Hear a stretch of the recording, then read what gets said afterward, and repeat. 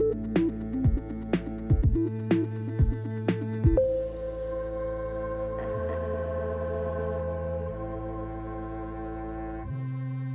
guys, welcome back to Release the Craftin. Priscilla here with day 3 of the RTC Goblin Mode Challenge. And you guys, today's prompt is moss. And I'm so excited. I had a lot of ideas and a lot of ways I wanted to incorporate moss into this project, but this one is the one I was most excited for, most inspired by. I linked my Pinterest board down below for Goblin Core inspiration if you need a little well of ideas and places to get inspired by. But on that board, I actually pinned these little cameos that somebody had made out of clay with these little mushrooms and mossy bits, and I was really inspired by that, so I wanted to do that, but in paper. So here we are. So I am just right now playing with some alcohol inks on some vellum because I wanted a dappled forest mossy sort of background to work with. So I'm just playing with my alcohol inks on that. You can achieve the same thing with distress inks on vellum. It wouldn't be the same exactly like this, but you can get something very similar by using distress inks if you don't have access to alcohol inks. Although I will say I just picked up this box set of alcohol inks off of Amazon for $15. And it's 24 different colors, and they're not as pigmented as the Ranger Distress type of alcohol inks or the other fancier ones, but they work, they do the job, so I'm very happy with that. And they came out really well. I got the effect I was going for with them, so inexpensive alcohol inks work too if you're interested in picking any of those up. That's not sponsored, I'm just letting you guys know that this was an option. But you can also do the same thing with distress inks. And then what I'm doing is taking these grungy ovals to make a little frame out of some grungy book paper. And then I'll be cutting out the same shapes in the vellum that we used, and as well as a cardstock backing. So I'm going to cut the cardstock and the vellum at the same time, only because I don't want the vellum to pick up the imprint of everything on my cutting plates. If you don't have a cutting machine, you can just cut out an oval, use anything as a template. It doesn't have to be an oval, but I wanted it to look like a little cameo, so that's why I chose the oval shape. And then I happen to have these grungier shapes, so you could do the same thing with some fancy scissors or just some very careful, patient scissor work or fussy cutting. Or if you have those decal edge scissors, you could do something very similar to this, but because I have these dies, that's what I chose to use.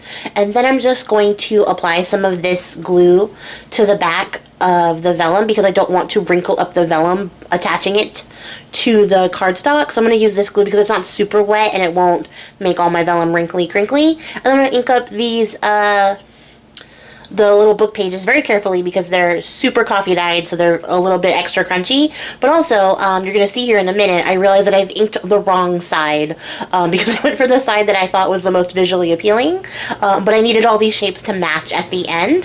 So that is the downside to making a very crinkly cut out piece, is that it has to match or it looks very crazy when you go to layer everything on top of each other. So I managed to get the backing and the vellum pieces to match up the way that I wanted them to, but I didn't do that with the book page pieces because I just wasn't paying attention or considering that they had to match up in the end. So I have to end up going back and flipping them over and inking the other side to make it work. But you live and you learn. It's fine. I left it in here so you guys could see what happens. I don't craft perfectly ever. So, sometimes I have to come up with stuff or solutions on the fly. And sometimes I just have to sort of roll with the punches, and that's what happened here. I had to come to terms with the fact that I'm a dummy. And you just sort of go on with that. But I'm going to pull out some mushroom stickers here because I'm keeping with the goblin theme. And some of those little clay brooches that I saw on Pinterest were also full of mushrooms or other little forest creatures and stuff, so that would also be really cool. I kind of wish I had a big skull sticker. I think that would also look really cool in this because it's goblin-y. But you could do this with literally anything. With leaves would be really cute, animals would be really cute,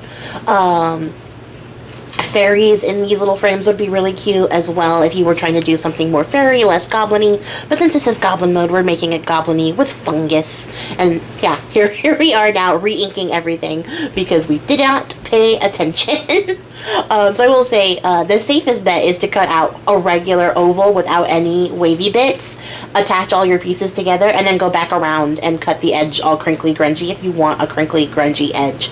That is the safest method because then you don't have to worry about making everything match up when you're cutting it out. And for whatever reason, this glue that I use, which always works attaching things, just like rejected the alcohol ink surface and would not attach to that. So I ended up going back and adding a regular glue to that. This is actually that Cosmic Shimmer Specialist acrylic glue, and I want to shout out my friend Belle at Bella Boo Creations because she's the one who turned me onto this glue, and this glue is fantastic. I love this glue. So yeah, it does the trick here. I was not prepared for the alcohol ink to be like rejecting the glue that I used, but it wasn't a big deal. We were able to put it together. I have so much glue, it was going to come together one way or the other, and what I did was just glue around the frame except for the very bottom edge. I only glued one of the edges, the outside edge, so that I could slide that sticker underneath and get it placed exactly where I wanted it to, instead of trying to place it and then stick the frame around it and guess like where it was going to be and hope for the best. I just left that edge on the bottom open so that I could in fact go back and put the mushroom exactly where I wanted it to be. And I'm glad that I did that because it worked out really well. And then I'm just gonna grunge up the outside a little bit more because this side of the book page was not as grungy as the other side that I wanted to use. And then I'm going to grunge around the back too so that, you know, it all looks like it's nice and properly distressed. And then I'm going to come back through with some wax in the color bronze and just add a very light like coat around the edge so it's a little bit sparkly, so it has like sort of a gilded frame effect but a little bit of a sort of grungier, worn down look than a full gilded frame effect. Not that gilding it completely wouldn't be like really pretty too, but I didn't want it to look like that. I wanted it to be grungy looking because this is a little cameo that a goblin has been keeping on their person, and so therefore it's not going to come out very pretty in the end. And then I have some of these leaf stickers that I made using sticker paper and die cuts that I'm going to go through and add just a little leafy like flourish to it, a little leafy border. And you might be wondering, Priscilla, where's the moss part of this moss project? It's not just the background stipply alcohol ink texture. It's not. It's coming. Wait, you guys, it's going to be so cool. I actually really love how these came out, and they're probably in my top 2 of the favorite projects that I made for Goblin Mode for this challenge. This came out just so fun. So I'm using a little bit of Fabri-Tac.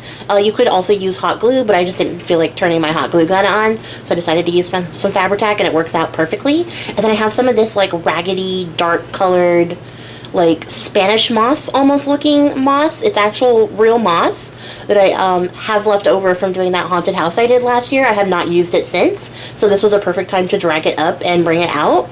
And I'm just attaching a little moss on here for a little 3D effect, like it's coming out of the cameo. I really love how this looks. It's really cute, and I kind of wish I had made more of these because they're just so freaking cute. And then I decided that it needed like a little final touch, a little extra fancy piece. So you may remember from a previous video when I made the terrarium using the dies that I got from Globaland, I had these little leftover crystals with their alcohol ink dyed little acetate backgrounds, and they look so fun. And when that glue dries, they you know, it becomes totally translucent, so you still get that like see-through sparkly crystal effect, and they just look so cool. So here's the final shots of everything. Let me know what you guys think in the comments below, and then don't forget to join us tomorrow for day 4 of the Goblin Mode challenge. And I hope that you guys are crafting along. Definitely go check out the hashtag to see what other people are making. And that's gonna be it for me, guys. I appreciate your faces. Happy crafting. Bye.